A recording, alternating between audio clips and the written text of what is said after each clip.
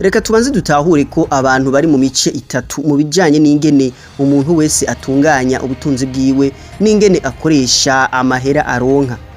Hari abo muza gusanga ari abakene kandi bategerezwa kuba mu gitigiri c'abatunzi. Abandi tukaza gusanga ari abagwizatunga kandi twari twibaza ko ari abakene. Ivyo byose bikagengwa n'imyifato umwe wese agira ijanye n'ikoreshwa ry'ubutunzi bwiwe. Mu mugwi wa mbere n'abakene. Aba n'abaronka umushahara ku kwezi. Niwo ubabeshejeho wonyene. Ni bamwe amahera yose baronse baca bayakoresha. Igituma abanyamishahara baharugwa mu mugwi w'abakene nuko uko umushahara ahembwa wiyongera niko n'ivyo akenera akoresha ya mahera bice bitera vyiyongera.